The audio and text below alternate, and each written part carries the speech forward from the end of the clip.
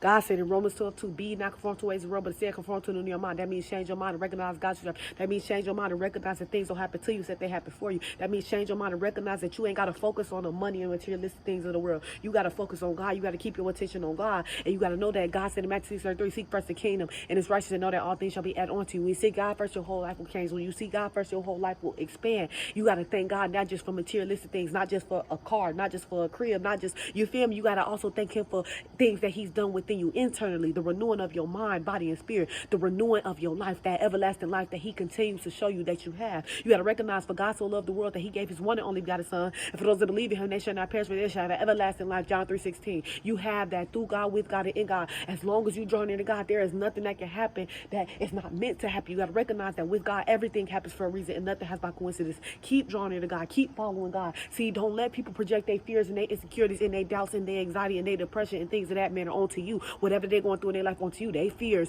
and because they couldn't do it, oh, so you can't do it. You got to recognize that everybody ain't you. Where there's no vision, the people perish. And sometimes my people perish from is like a knowledge. Jose 4:6. Everybody ain't got a vision that they going after. Many have time if you have vision. Everybody ain't got a vision that they draw near to God for, that they going after. Amen. Because they in fear, or either they feel like, oh, I couldn't do it, or I failed once, so I can't do it again. When really they didn't fail. Really, it just wasn't according to God's perfect divine timing. Things happen according to God's perfect divine timing. Let them do whatever they do in their life, but you do whatever you got to do with God. God knows who you are.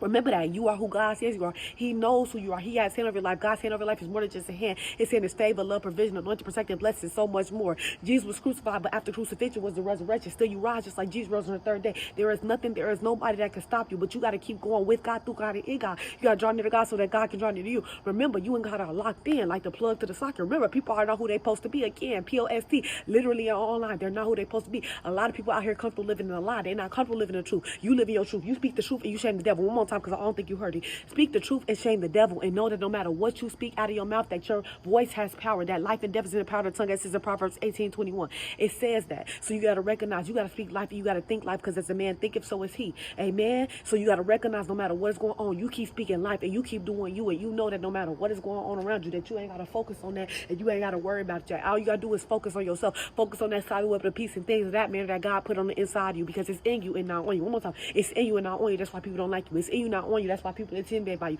It's in you and not on you. Walk in truth with confidence and not ears. No matter who question you, who doubt you, who feels type of way, and things of that matter. It don't matter what people think. It don't matter what people say. It don't matter how people feel. No matter who they are. You keep knowing who you are. You keep knowing that if God be for you, then who could be against you? Remember, everyone, if God is for you, there is no man that can stop God playing. You can have 100 people up against you today, tomorrow, next year, next month. It don't matter. God is with you every step of the way. So no matter what, nobody and nothing can stop you. But you got to remember that. You got to keep your mind right. When God elevates your life, you got to elevate your mentality. Don't lose your mind. Amen. I love you. God loves you. Be blessed.